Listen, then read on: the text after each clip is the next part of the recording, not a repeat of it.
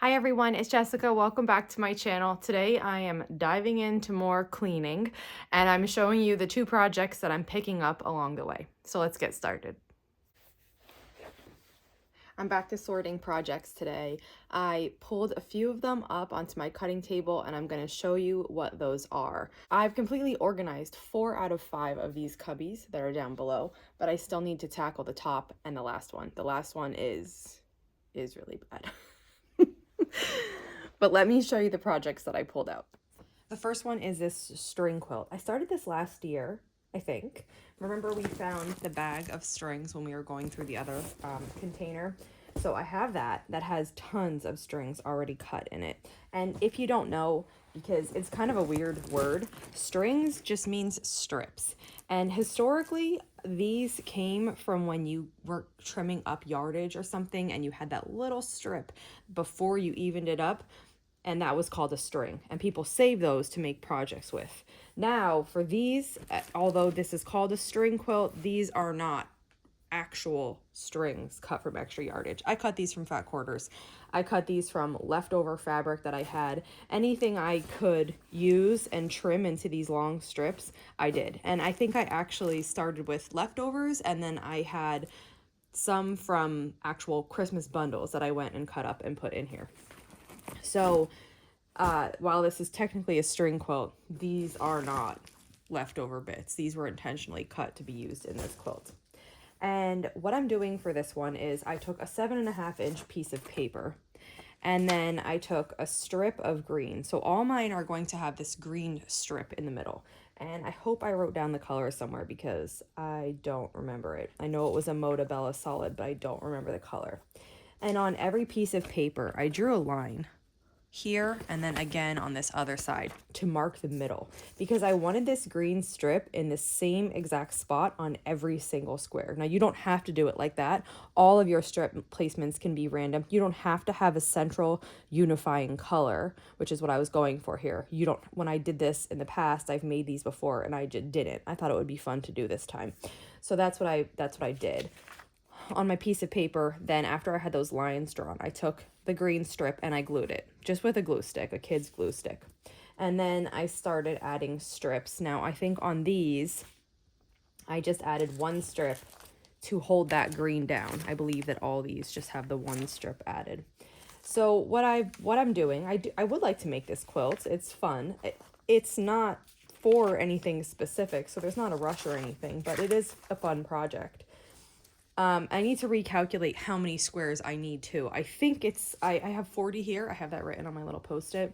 I think it's somewhere of 90 or above to make whatever size I was going for, but I have to relook into it. So I think right now I'm deciding to make 3 blocks a day and do that until I get sick of it or finish.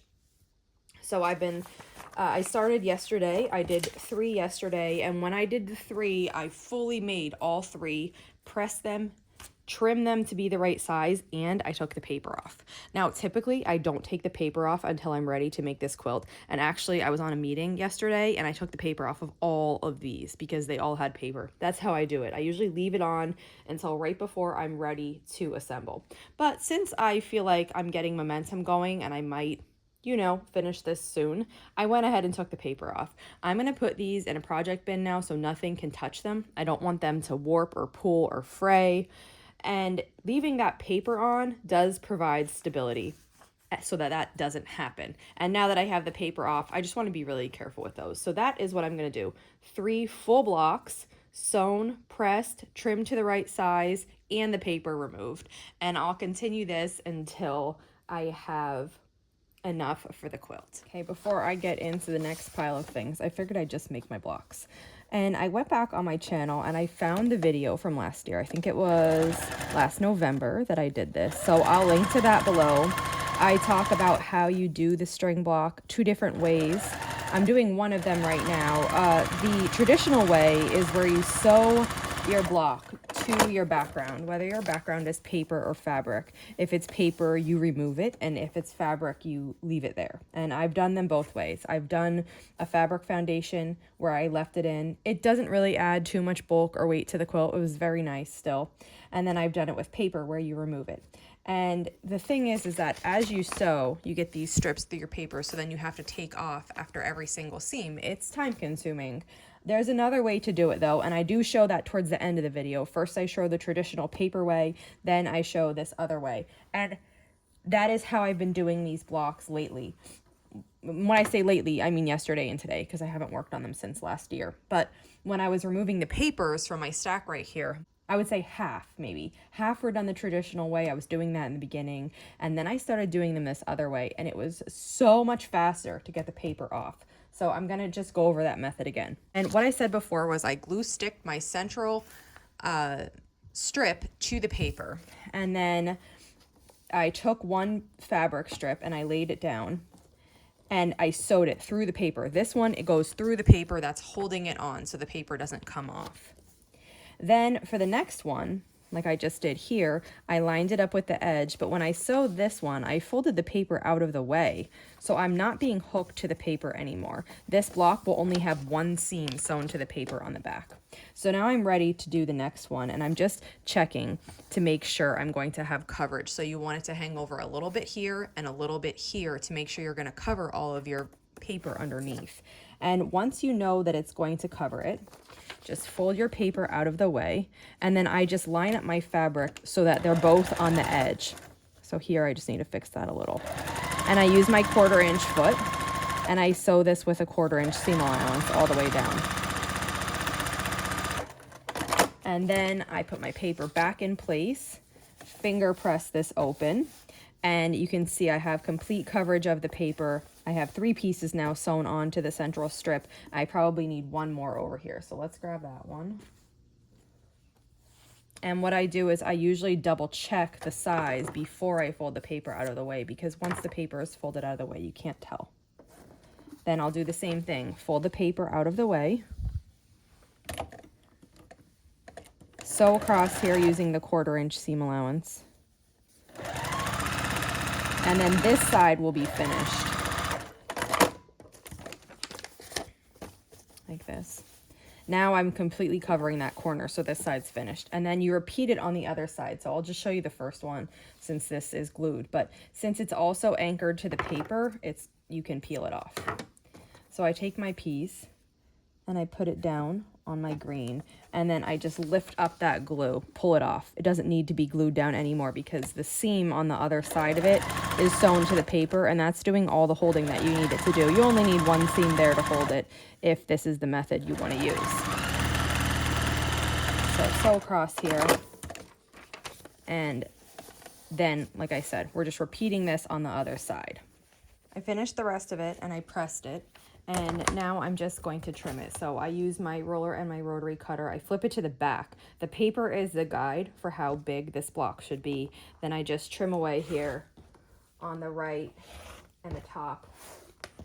And then we'll rotate it and do the same thing on the 2 remaining sides.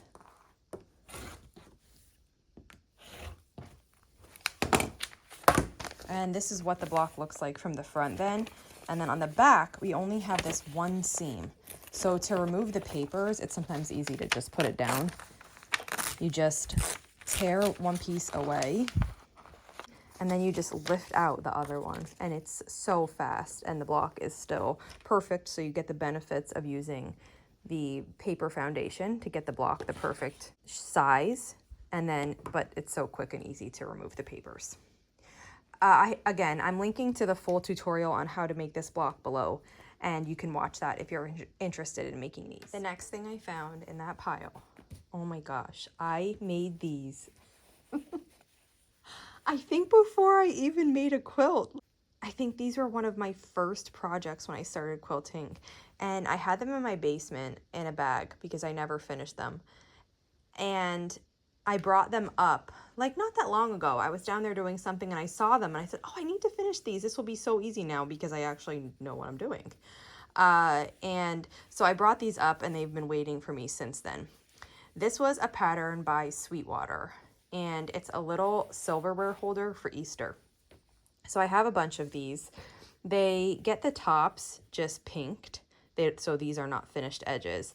and then they have this pocket. I turn them right side out, so they just need to be maybe pressed to get this turn to lay right, and then all they need is a top stitch around the outside. So this will be a really easy finish. I don't know how many I have here. Let me see. I have 13, which seems like a really odd number. So, I'm wondering if I'm missing some. I'm going to go back to that original bag in my basement and see if they're there. But this will take no time to finish, and then I can put these with my Easter placemats and we can use these next year. The next little bit I have to clean up. This is left over from making Valentine's Day placemats last year. I'm just going to put this in my scrap bin because I'll use these as scraps. Then I have some patterns that I brought up. I need to just put these back with my patterns. This is elastic, you know, for waistbands or whatever. This needs to just get put away.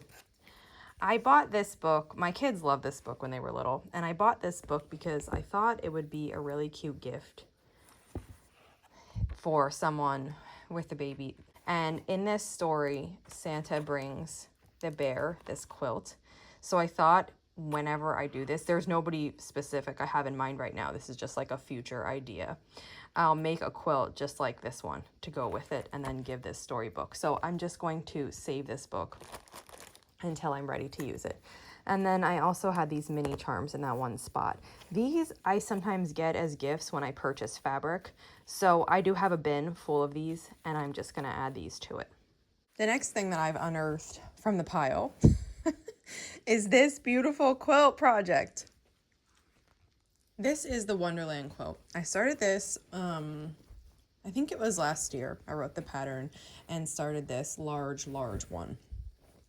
And I know I have more blocks than this made. I think here is only 4 blocks, but I know I have more blocks made somewhere. So I need to track down these blocks. And this is my bin that contains more than one project. Not a surprise. These are all the pieces for the Wonderland quilt. I think I cut out more than I needed here. This I can tell is a maroon block in the making.